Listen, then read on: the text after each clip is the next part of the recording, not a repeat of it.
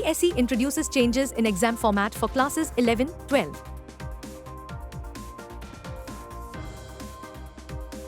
Karnataka PUC to result 2024 KSEAB second PUC result today on results.nic.in. Haryana board exams cheating cases declined from over 5,000 to 806 years. Australian institutions are India's vocational educational training sector.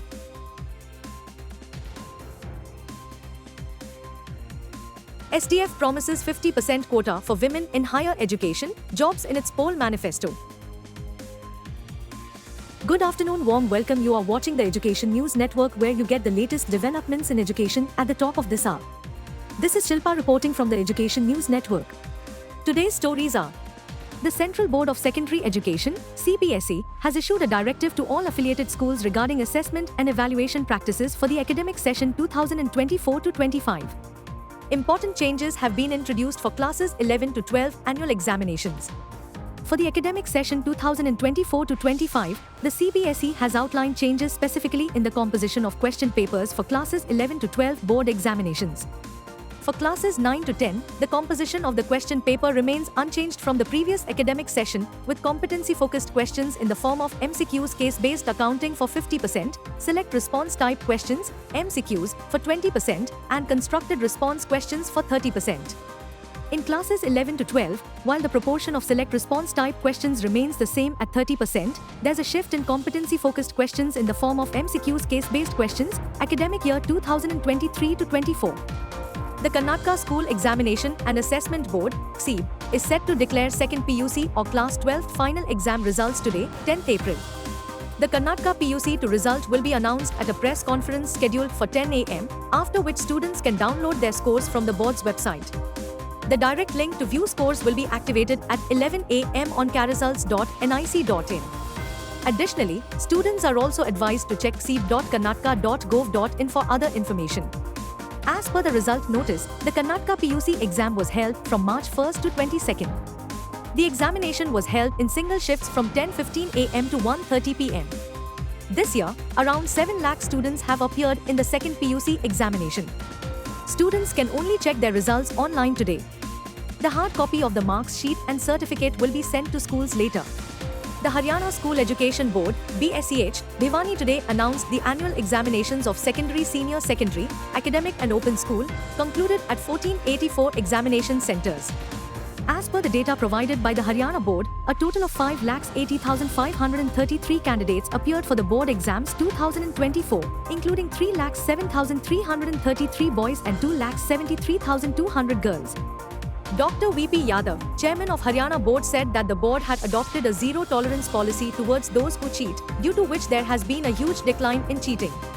He said that CCTV cameras, command and control rooms were installed at the board headquarters to keep a check on cheating. Additionally, the Education Board used question papers equipped with hidden security features along with QR code and alphanumeric code to completely curb cheating. This time an attempt was made to leak the paper at some examination centres. Leveraging the strong relationship between New Delhi and Canberra, Australian educational institutions are exploring avenues to provide skill training to a massive workforce in emerging domains such as digital healthcare and renewable energy. A 33-member Australian Future Skills delegation will be visiting India to build a two-way market literacy and skills partnership momentum while developing business ties and partnerships between Australian and Indian institutions, universities and corporations.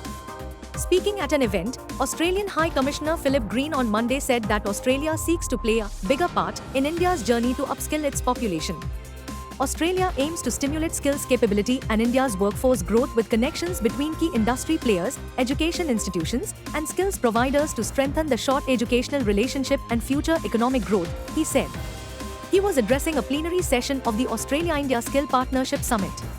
The opposition Sikkim Democratic Front (SDF) on Sunday released its manifesto promising 50% reservation for women in government jobs and higher education among various SOPs for all sections of the society in the state.